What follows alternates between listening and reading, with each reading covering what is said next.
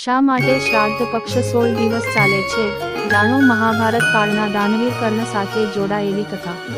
પિતૃ પક્ષ દરમિયાન પિતૃઓ પૃથ્વી પર આવે છે અને તેમના વંશજો પાસેથી શ્રાદ્ધ અને તર્પણના રૂપમાં ભોજન અને જળ ગ્રહણ કરે છે। પરંતુ શું તમે જાણો છો કે 16 દિવસ સુધી ચાલતી શ્રાદ્ધ પક્ષની પરંપરા કેવી રીતે શરૂ થઈ છે? આ દિવસોમાં પિતૃ પક્ષનો ચાલી રહ્યો છે। પિતૃ પક્ષ 16 દિવસનો છે। તે ભાદરવા મહિનાની પૂર્ણિમાથી શરૂ થાય છે અને અમાસ સુધી ચાલુ રહે છે। શ્રાદ્ધ પક્ષના આ 16 દિવસો પિતૃઓએ કરેલી કૃપાનું ઋણ ચૂકવવાના દિવસ માનવામાં આવે છે।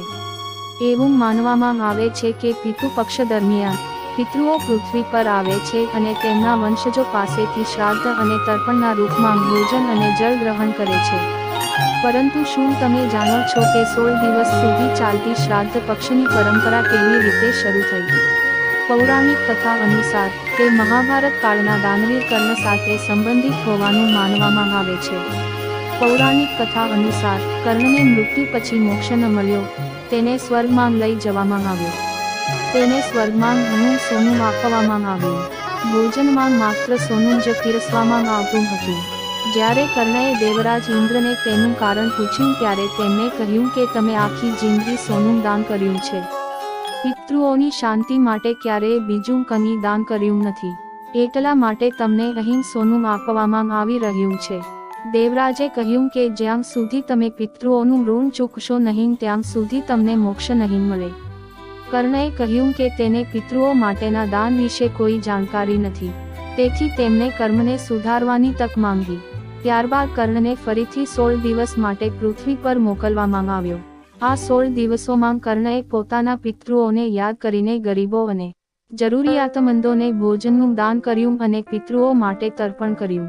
આ સમય ભાદરવા મહિનાની પૂર્ણિમાથી અમાસ સુધીનો હતો। ત્યારથી આ 16 દિવસોને પિતૃઓના ઋણની ચૂકવવાના દિવસ માનવામાં આવે છે। દર વર્ષે આ પ્રસંગે વંશજો તેમના પિતૃઓને યાદ કરે છે અને તર્પણ અને શ્રાદ્ધ દ્વારા ભોજન અને જળ અર્પણ કરે છે। દાનનું વિશેષ મહત્વ। પિતૃ પક્ષમાં દાનનું ખૂબ મહત્વ છે। એવું માનવામાં આવે છે કે આ સમય દરમિયાન કરવામાં આવેલા દાનનું પરિણામ સ્વર્ગમાં જીવાત્માને પ્રાપ્ત થાય છે। આ દરમિયાન તમારી ક્ષમતા અનુસાર તમારે અનાજ, વસ્ત્ર, ધન, મિષ્ટાન, સોનું, ચાંદી વગેરેનું દાન કરવું જોઈએ।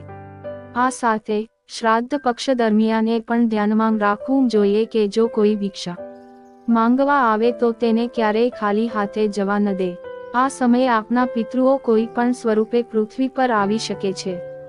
અહીં આપવામાં આવેલી જાણકારી ધાર્મિક આસ્થાઓ અને લોક માન્યતાઓ પર રુચિને ધ્યાનમાં રાખીને આ લેખને અહીં પ્રસ્તુત કર્યો છે।